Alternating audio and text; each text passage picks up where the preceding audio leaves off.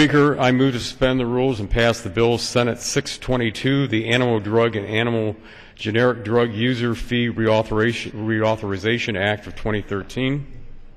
The clerk will report the title of the bill. Senate 622, an act to amend the Federal Food, Drug, and Cosmetic Act to reauthorize user fee programs relating to new animal drugs and generic new animal drugs. Pursuant to the rule, the gentleman from Ohio, Mr. LATTA, and the gentleman from California, Mr. Waxman, each will control 20 minutes. The chair recognizes the gentleman from Ohio. Thank you, Mr. Speaker. I ask unanimous consent that all members may have 5 legislative days in which to revise and extend the remarks and insert extraneous matters in the record on the bill. Without objection. Mr. Speaker, I yield myself such time as I may consume. The gentleman is recognized. Thank you, Mr. Speaker. I rise today in support of S-622, the Animal Drug and Animal Generic Drug User Fee Reauthorization of 2013. The Energy and Commerce Committee passed H.R. 1407, a nearly identical bill, through the committee last month with broad bipartisan support.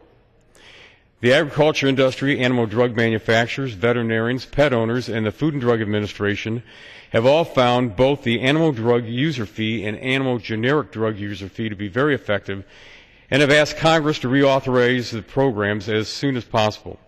In addition, there is strong bipartisan support for the programs, which I think is a reflection of their success and effectiveness.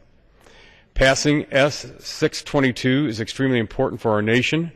First, having quality and safe medications is essential for ensuring the safety of our nation's food supply chain. Second, these programs help livestock producers, poultry producers, and veterinarians keep their animals healthy.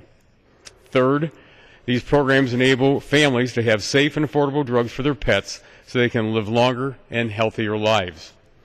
It is essential that the House passes this bill swiftly so we can guarantee that these programs continue without interruption. I would like to thank my colleagues, Mr. Shimkus and Mr. Gardner, for their hard work on this very important piece of legislation. It is no small feat to move legislation to the President's desk in such an efficient manner. I'd also like to thank our colleagues in the Senate, including Senators Harkin and Senator Alexander, for their leadership. Mr. Speaker, I support this bill and encourage my colleagues to do the same, and I reserve the balance of my time. The gentleman reserves. The chair recognizes the gentleman from California. Mr. Speaker, I rise in support of H.R. 1407, the Animal Drug User Fee Amendments of 2013. FDA's animal drug user fee programs have been successful at speeding both brand and generic drugs for animals to the market, and that's important. However, I regret that we have not taken this opportunity to provide FDA with new tools to address a glaring public health crisis, the problem of antibiotic resistance. Antibiotics are truly a life-saving gift. Unfortunately, the more they are used, the less they work. Untold numbers of Americans die or are infected each year by antibiotic resistant bugs. We know that most antibiotic use occurs on the farm, and much of this issue is not to treat sick animals, but most of the use is for disease prevention or growth promotion. If it's for treating sick animals, no one could quarrel with that. Unfortunately, if it's used for growth promotion or disease prevention, that is a misuse of it and could lead to antibiotic-resistant bugs. We don't know exactly how much is for which of these two uses of the drug. That's why we need to ask industry to give us more data on how these drugs are being used and to take steps to curtail the inappropriate use in animals of important human antibiotics. My bill, the Delivering Antibiotic Transparency in Animals or DATA Act, would enhance the information FDA gets about how these drugs are used. Representative Slaughter has a bill, which I have co-sponsored, the Preservation of Antibiotics for Medical Treatment Act, or PAMTA, and that would curtail the inappropriate use in animals of important human antibiotics. We need to ensure that FDA not only has the resources and procedures for speeding safe and effective animal drugs to market, but also the information and tools to ensure that they are being used judiciously.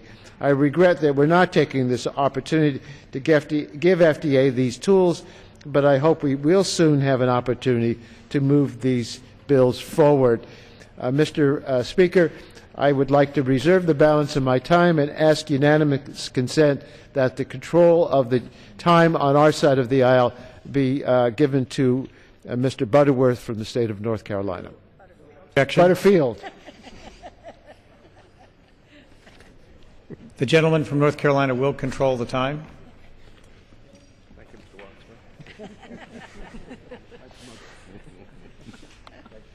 Waxman. All right.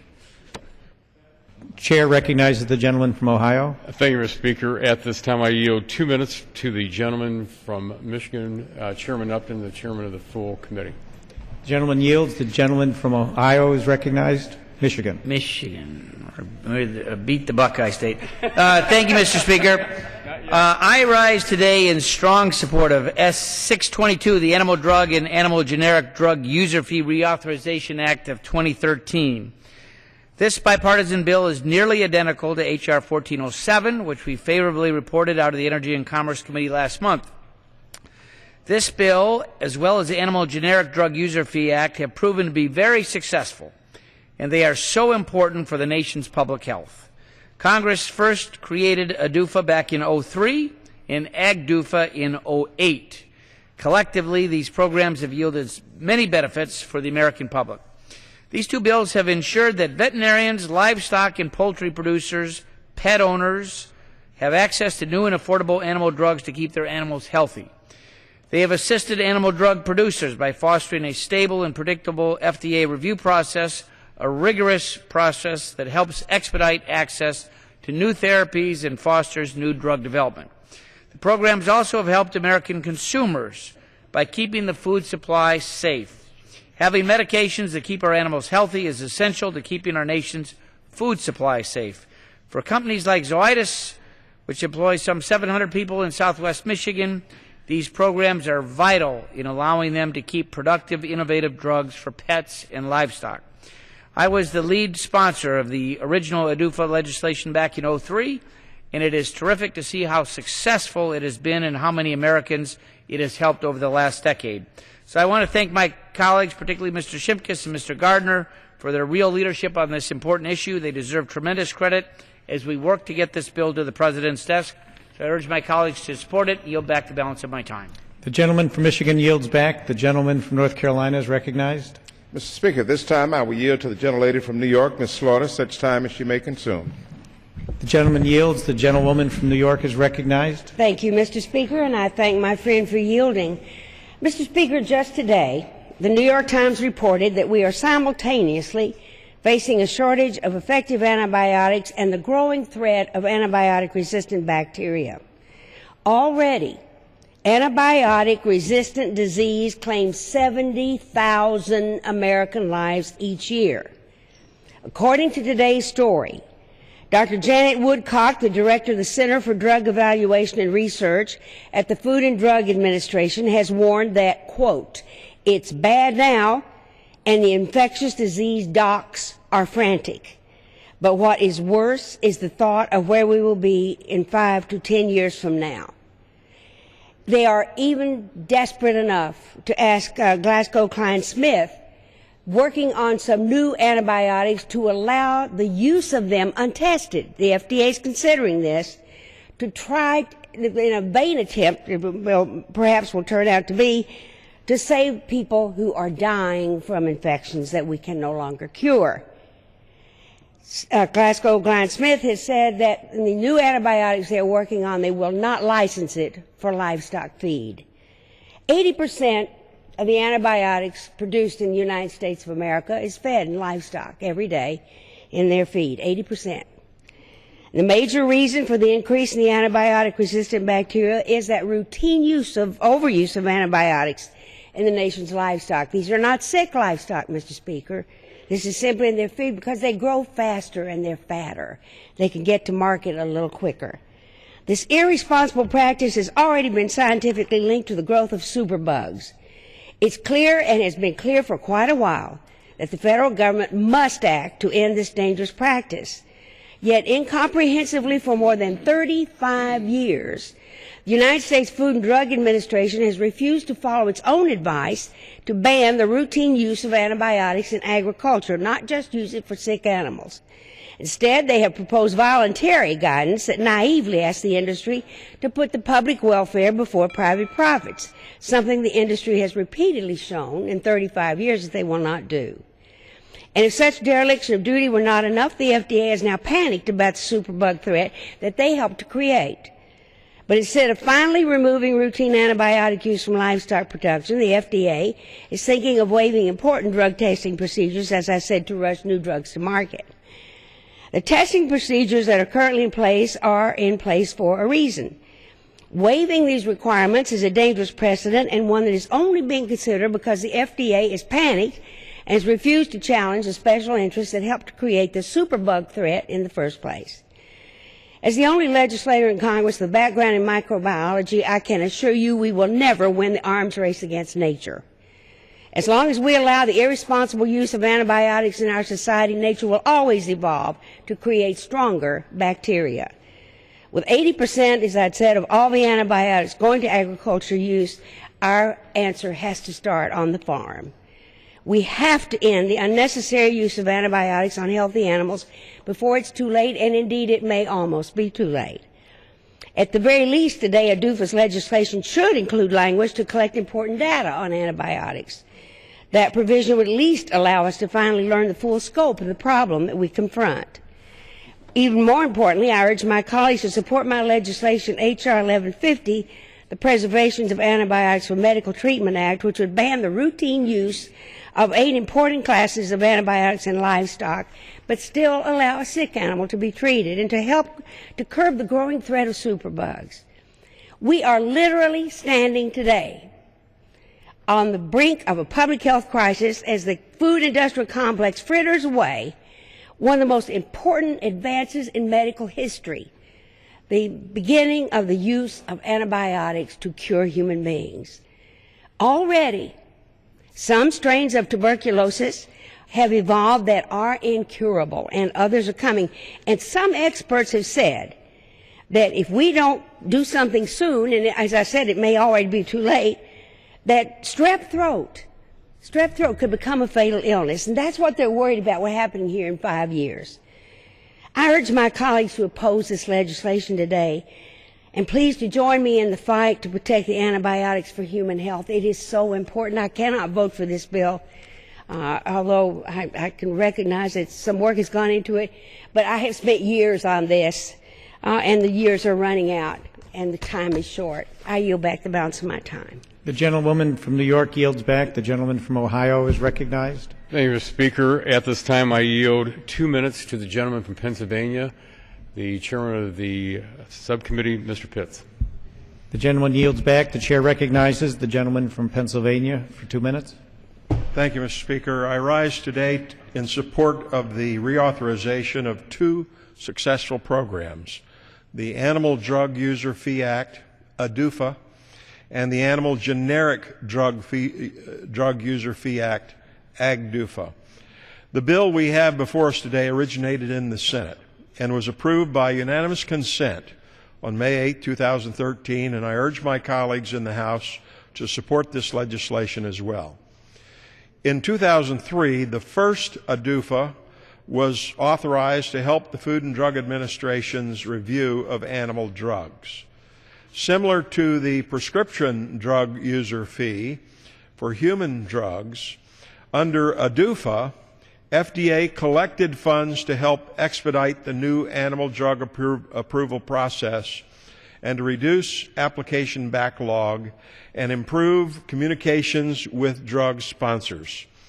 The program was authorized for 5 years, and Congress renewed the program for an additional 5 years in ADUFA 2 in 2008.